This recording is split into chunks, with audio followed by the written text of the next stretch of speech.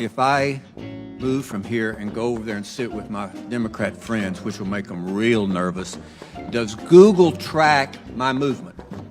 Does Google, through this phone, know that I have moved here and moved over to the left? Not by default. There may be a Google service which you've opted into use, So Google knows that I am moving over there. It's not a trick question. You know, you make $100 million a year, you ought to be able to answer that question. Does Google know through this phone that I am moving over there and sitting next to Mr. Johnson? It's yes or no. I won't be able to answer without looking at... You can't say yes or no. Without knowing more details. Yes or no? I genuinely don't know without knowing I'm what shocked you services. don't know.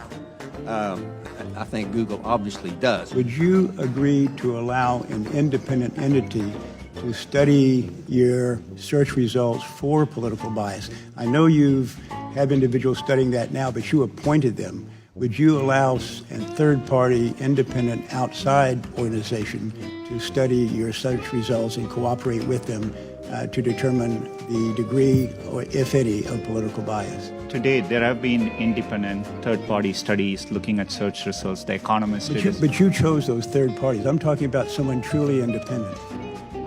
We didn't choose those third parties. I mean, they completed those studies. If you Google the word idiot under images, a picture of Donald Trump comes up. I just did that. How would that happen? How does search work so that that would occur?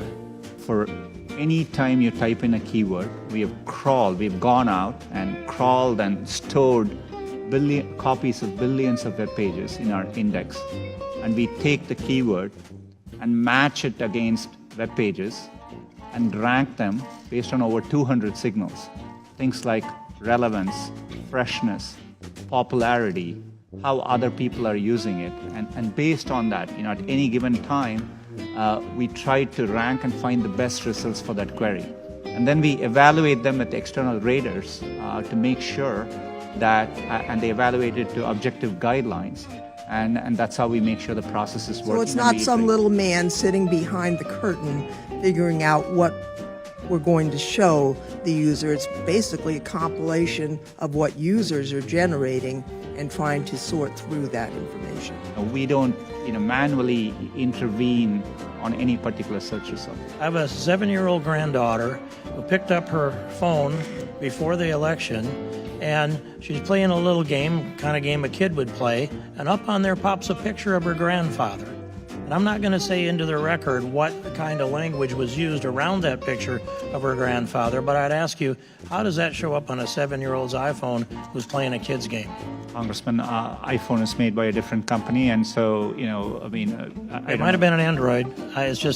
It was a hand-me-down of some kind. Also, to my knowledge, you've never sanctioned any employee for any type of, for manipulating the search results whatsoever. Is that the case? It's not possible for an individual employee or groups of employees to manipulate our search results. We have a robust framework, including many steps in the process. Well, and my time is up. Let me just say I disagree. I think humans can manipulate the process. It is a human process at its base. Thank you, Mr. Chairman. You're back. Have you considered having an online school that people could go to with a Google rep? And you could kind of log in and kind of ask questions, or have Google, and not like Comcast where you get put on hold for 30 minutes.